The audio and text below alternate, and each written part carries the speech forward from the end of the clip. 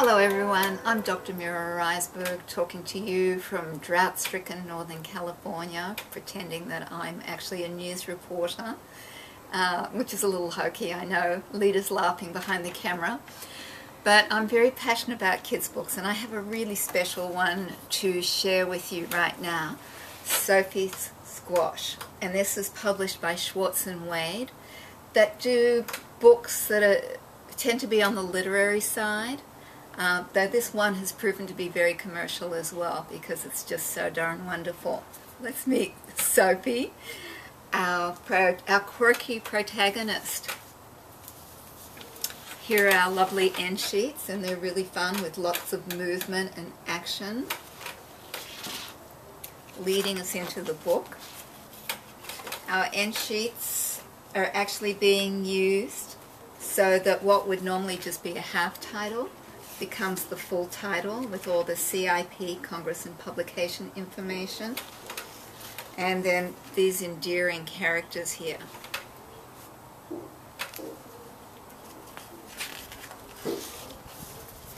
One bright fall day, Sophie chose a squash at the farmer's market. Her parents planned to serve it for supper, but Sophie had other ideas. So right there we have a great hook, right the very, first 4 lines. She's got other ideas. What are those other ideas? We want to know. And so we turn the page, and that sets us up to learn more. It was just the right size to hold in her arms, just the right size to bounce on her knee, just the right size to love. I'm glad we met, Sophie whispered. Good friends are hard to find. At home, Sophie used markers to give her squash a face. Then she wrapped it in a blanket and rocked it to sleep. And both the text and the illustrations are equally delightful, just really, really gorgeous. We've got the rule of 3s over here, just the right size to hold in her arms, just the right size to bounce on her knees, and just the right size to love. So she goes about personifying this squash and making it her friend. And this is all well and good. In fact, it's quite wonderful, and it shows just a delightful imagination.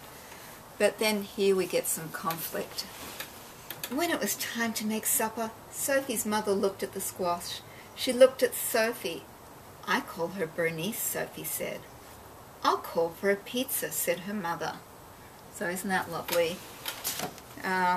So Mom is like, she was going to do something with that squash, but then, no, she's getting pizza instead. After that, Bernice went everywhere with Sophie, to story time at the library, to visit other squash at the farmer's market, to practice somersaults by the garden. Well, if you go to squash and it's practicing somersaults, what's going to happen? On and on it goes, and it shows Sophie parenting Bernice. And then there's this funny line. Every night Sophie gave Bernice a bottle, a hug and a kiss. Well, we did hope she'd love vegetables, Sophie's mother told her father. Shh, Sophie said. Bernice is sleeping. And there's all these wonderful, wonderful hidden little details and quirky things to just totally pique our imaginations and delight us.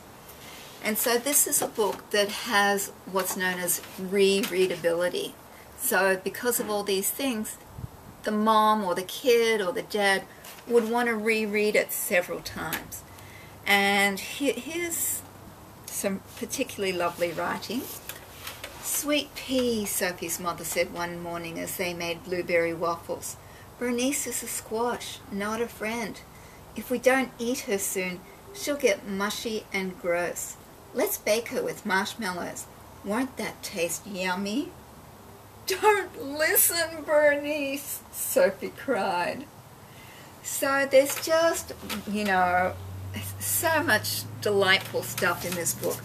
I'm not going to give it all away because I think this is a great mentor text, and those of you interested in writing or illustrating or even writing and illustrating, this book makes what's known as a great mentor text.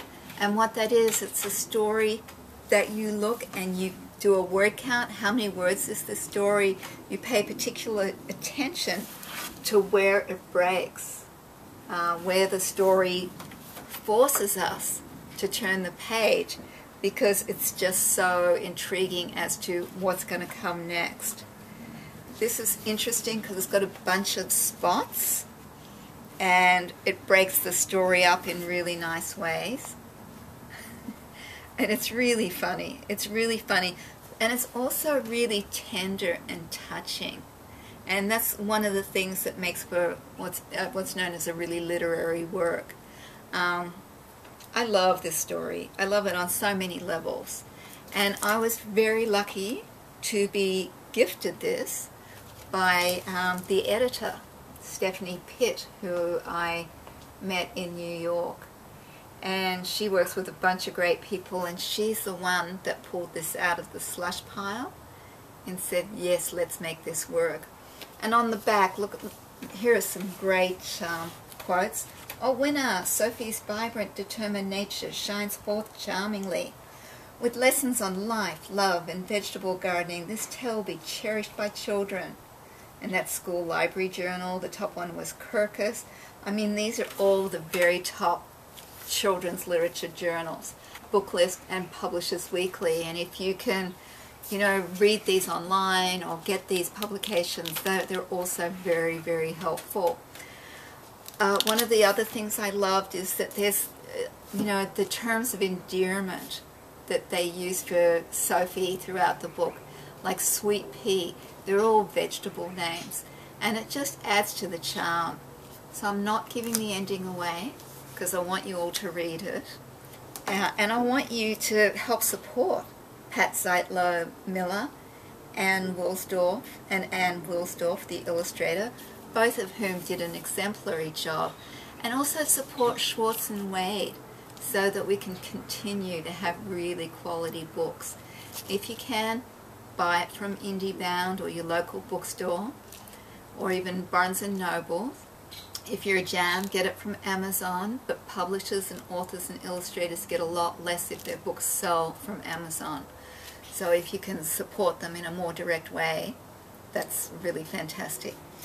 So anyway, that's it for today's Mondays with Mira. I hope you love this. I hope you get it. I hope you learn from it.